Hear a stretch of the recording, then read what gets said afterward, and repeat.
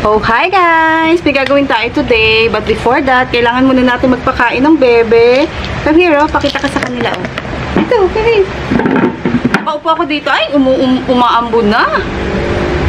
Ano ba yan? May gagawin pa naman ako ngayon. Kumain na kayo, ah. Dito tayo sa... Ano ba yan? Umuulan. May gagawin ako. Magpapakain muna ako ng mga bebe. Kaya lang itong dalawang bubugoy-goy na to is nangihingi pa rin. Si Cookies kasi ayaw kumain ng hindi sinusubuan ngayon. Ewan ko, nagpabebe na ng masyado. Si Habi kasi, lagi niya sinusubuan. Oh, ito rin. Gusto niya sinusubuan yung panganay ko eh. Umuulan, huwag ka muna umulan. Ang goal ko is, before matapos ang taon, lahat ng mga malalaking halaman dito ay makat ko. Halika, kasi naman eh, tama na Kisses. Tapos ka na eh. Merienda to guys. 3 o'clock. Nakita ko sa inyo yung buhay ko. Buhay ko. With this bugoy-goy. Oh, ayan oh. Nakaano pala ako. Kisses, Cookies oh. Andito si Cookies. Inaaway kasi siya, binubuli siya ng dalawang malaki. Ayun o. Kumakain ng dog food. Ala! Umuulan. Tignan nyo guys naman. Kumain na kayo eh. Nakikihada na rin kasi itong mga to. Nakikigulo rin eh. Kung nasan ng mami, nandun din sila. Kumukulog. Tapos, Cookies oh. Hala, sinira nyo na yung gagawin ko. Halika. Binubuli kasi siya nitong puti. Si Cookies.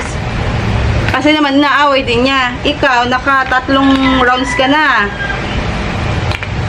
Ano ba yan? Yung gagawin natin, malulipat. Maliwanag pa naman dito sa area na to. Cookies! Come here. Hindi siya makadaan. Tingnan nyo, oh. Hindi siya makadaan kasi andyan si Cotton. Ay naman. Kailan naman sinisipag ako guys na maggawa dito sa garden. Hindi ko na nga nagawa yung isang gagawin ko. Yung magpintura ng kama. Tapusin yung pagpipintura ko sa kwarto. Mamaya ka na kumain. Ha? Doon ako kunain na ni Kisses. Wala, hinigaan na ni Kuton yung aking halaman. Cotton, huwag ka dyan. Baka masira mo. Yay!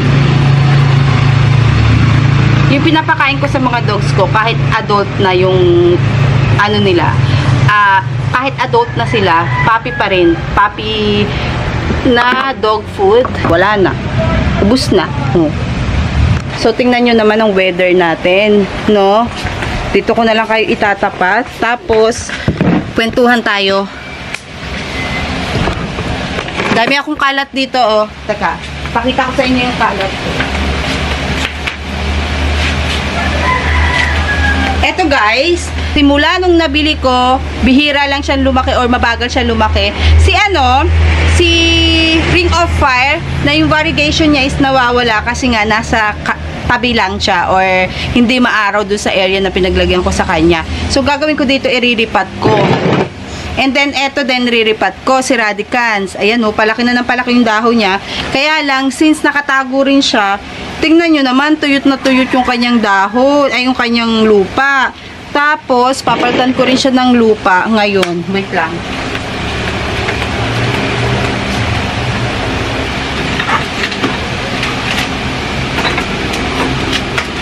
Ang kailangan, makapag-trim tayo dito sa garden. Kasi, as you can see, maano ulit, ayan o,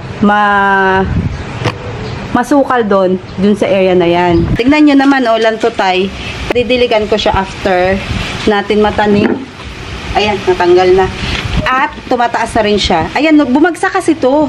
Alam nyo na, nagpapadilig lang ako, diba, ng plants, lalo na pag wala ako dito sa bahay. Ito lang yung mga house plants natin, pinapadiligan ko lang. And syempre, pag hindi ka kasi mahilig sa halaman, bata pa. Hindi naman bata. inaano lang, yung basta magdilig, nahihila ng hose. ayan ang nangyari. Hindi naman ako makapag-reklamo sa kanya kasi nakikidilig lang ako. Lilinisin ko na rin yung kanyang, ang tawag dyan, dahon. Ito yung gagamitin ko, more on pamis. Hindi na ako maselan sa potting mix na gagamitin ko sa kanila kasi matagal akong magdilig, 'di ba? So, lalo na pag ano kasi mga cocoa chips ang ginamit mo is araw-araw mo yan didiligan or every other day. Eh ako hindi. Ayan oh. Sobrang lago na niya. Tingnan niyo oh. Yan, bawasan natin ng konti. Tapos ililipat ko lang siya dito. Uy. Yan, ililipat. Magti-trim din ako ng ibang plants natin. Pakita ko sa inyo pag may time. Pag natapos natin agad to. Ayan o. Nahirapan ako doon sa ano.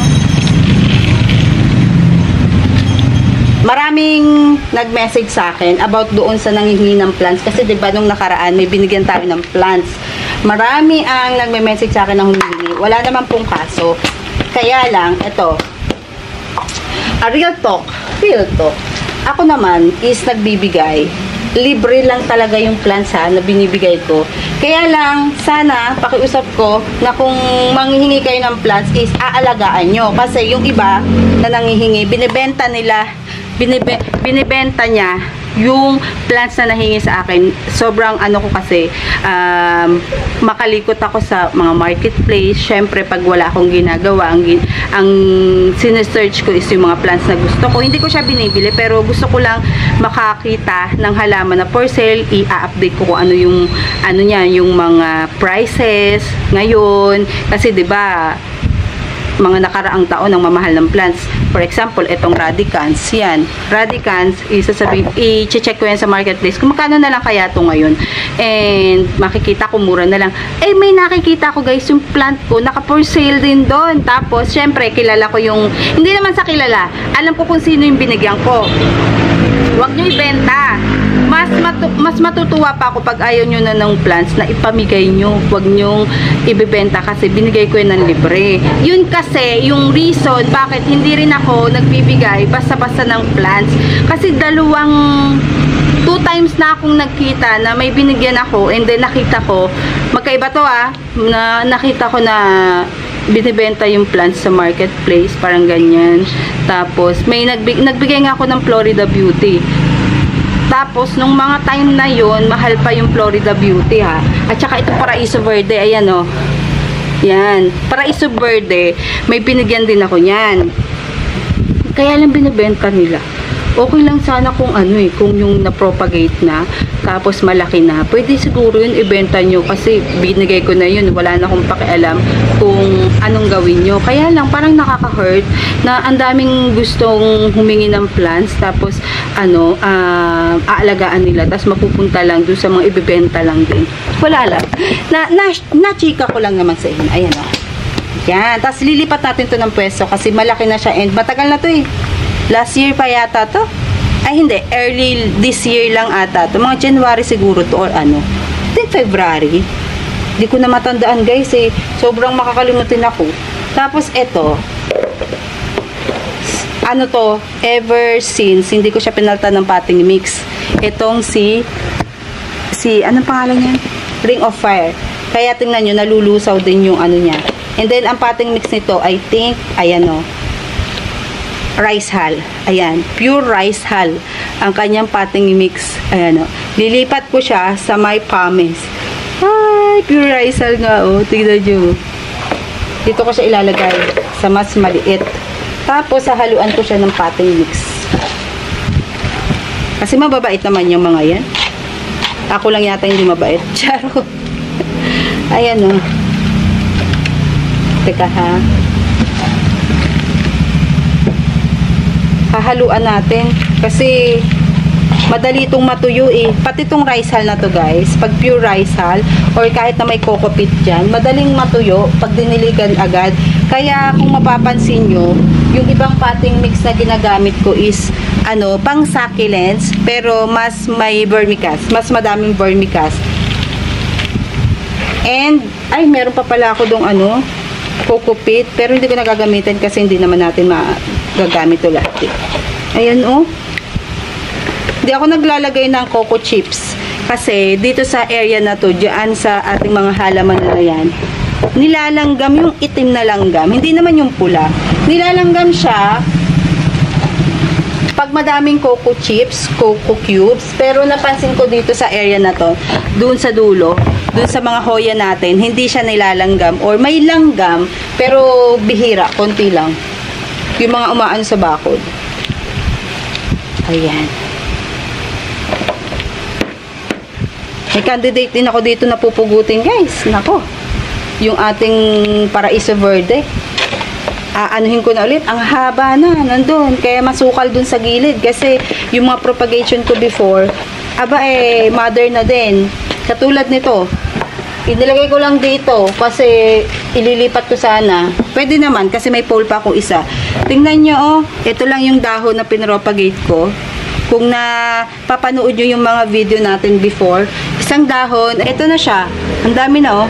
Mabagal pa nga ito tumubo kasi hindi talaga enough yung sunlight na nabibigay ko dito sa ating mga propagation ng Paraiso Verde. Ayan. Isa rin yan sa binenta before. Binenta ng 500 isang dahon. Pero nasold siya, in fairness. Before yun, ngayon, pinamimigay na lang ata yung mga ganyan. Isama ko na kayo kasi putol na pala. Ala, ano yun? Nasagi ko. Ito, oh, matagal na siyang putol. Tingnan nyo kung gaano kahaba. Ito yung ipopropagate natin. Ooh, ayan oh. Ang dami. Meron pa guys, meron pa. Ito oh, tingnan nyo. Hanggang doon sa ilalim. Ala, ang dami na pala nito guys. Sumuot na siya doon sa ilalim. I mean, sumuot na siya dito. Ganda ng variegation nung nandito ah. Oh, ay, ayun na, wala na. Sira na. Ay. Tignan nyo yung Paraiso Verde na yan. Kawawa naman itapon. I-propagate natin. Huwag natin itapon. Ang daming may gusto niyan, di ba? Pamigay natin yan. Dami nito.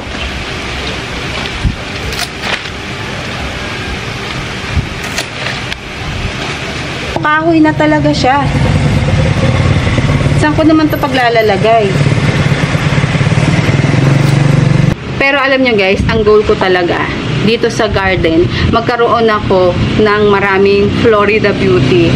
Before pa yon, yun na talaga yung goal ko, na magkaroon ako ng maraming Florida Beauty. Or, magpo-propagate ako, sayang o, naputol ko. Putulin na natin. Ay, hindi na. Or magpo-propagate ako and then padadamihin ko ng papadamihin. Actually, meron na akong siguro 4 na mother plant na. Pa-mother plant na yung 4. Tapos, andito yung pinaka-mother plant. 15 po ang mga to. Grabe, invasive pala tong si Paraiso Verde. Ito yung isa sa halaman na hindi ko siya pinagsisihan na bilhin. Pero, ang pinagsisihan ko na bilhin before, guys, is si Paraiso. Ayan o, anong pangalan nito? Ayan, nakikita nyo na white na yan.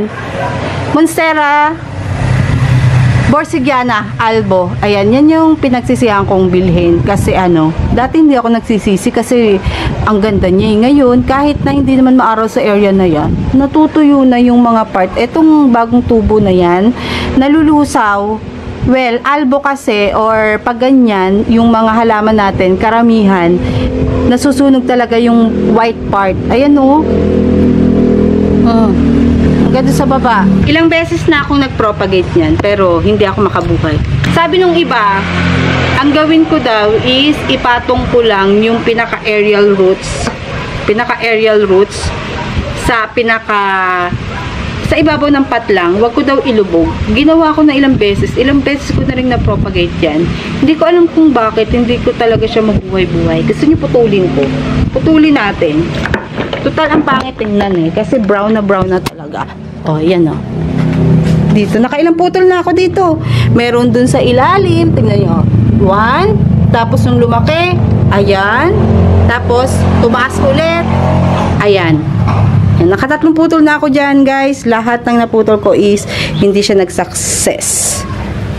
I don't know why. May mga halaman talaga tayo na ayaw sa atin. O hindi ko kayang Siguro may mali sa ginagawa ko. Ano bang mali?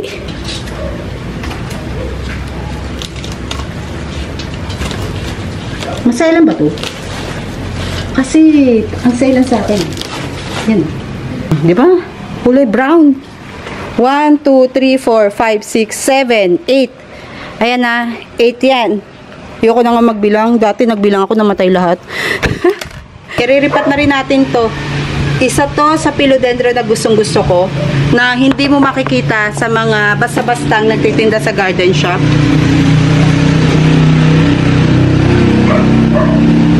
Paano pag walang pag walang aerial roots? Ayan. Ay! Masakit. Sige. Ano tayo? Bahala na kung mabubuhay ito o hindi. Ilagyan ko lang konting water para maging paste lang siya.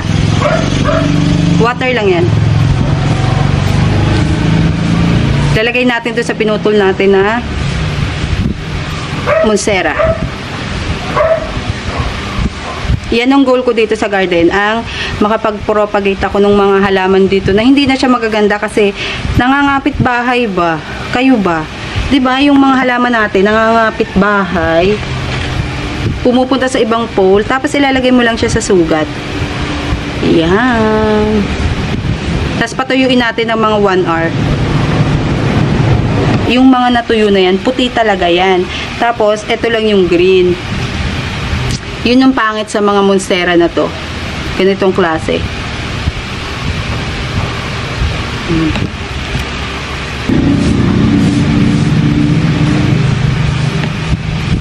Papalitan ko ng bagong potting mix kasi hindi na maganda. Yung panghoya kasi yung potting mix nito. Kita nyo? Ayan. Ang ating video for today ay walang katapusang propagation. Yan yung ating video. Walang katapusang propagation. Ito, coco peat. Tapos yung kanina, yung laman to ng ito yung potting mix ng tawag dito. Ito yung potting mix ng Ring of Fire. Dadagdagan ko lang ng potting mix ng pumice at saka vermicast and garden soil to. I mean, coco compost ng Benguet. Kasi itong nasa sako na to, galing Benguet yan. So, yan yung gagawin kong potting mix. Kasi, ayaw ng ating halaman na to.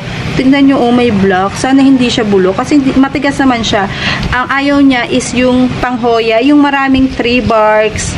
Ayan, perlite. Napaka-arte ng potting mix na ginawa ko dito. Coco chips, tree barks. Ayan, perlite. And tignan nyo. Ayan. Gagawin ko, isasama ko rin to. Paghahalo-halo ko lang. Marami yatang vermicast na lagay ko dito.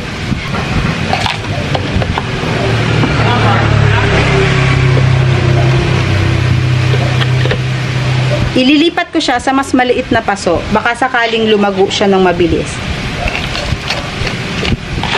Tagal na to, pero ang tagal ng improvement nitong aking Coleosum na to.